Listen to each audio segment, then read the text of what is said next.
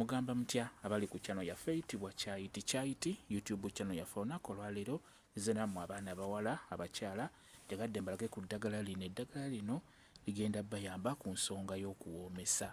Agala okwekolako service ku nsonga eyo ey'okuwoomesa beera ng'otunuulira eddagala eryo. Eddagala eryo bayetedde kanyeebwa, ono ayitibwa kanyeebwa nga mulaba ono kanyeebwa, ate ono ayitibwa bwanda.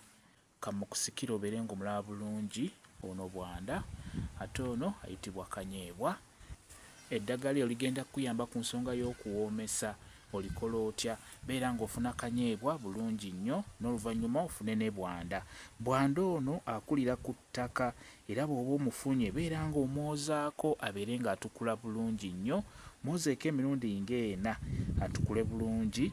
Ne kanyeebwa naye beera ng'omwozaako. Bw'omala okuyoza beera ng'obigatta wamu nga bw'obiraba bwe bityo. Kusaba bunnyikeko mu mazzi agabuguma. Bunnyikeko mu mazzi agabuguma. Bw'omala obunnyika mu mazzi agabuguma beera nga obiyengera wamu. Kanyeebwa ne bwanda biyengere wamu. Bw'omala obiyenga bisengejje bulungi.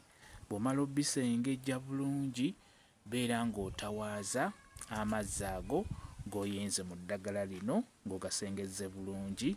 Gatawaaze ng'ogayingiza munda. Gagenda kuyamba ku nsonga y'okuwoomesa. Olunaku osobola okutawaaza emirundi ng'ebiri oba esatu, kwegamba emirundi gyonna gy'osobodde, naye ng'omulundi ogusembayo omukulu wano ng'onaatera okubeera n'omwami wo. N'olwekyo beera ng'owoomesa, beera ng'otawaaza eddagala lino mu bukyala bwo ggwe omukyala, omwami wo abeere ng'akuwoomerwa, abeere ng'akunyumirwa olw'ensonga nti eddagala lino liyambako ku nsonga eyo ey'okuwoomesa. Naddala mu abakyala abafumbo kikulu nnyo okubeera nga weekyusakyusaamuko.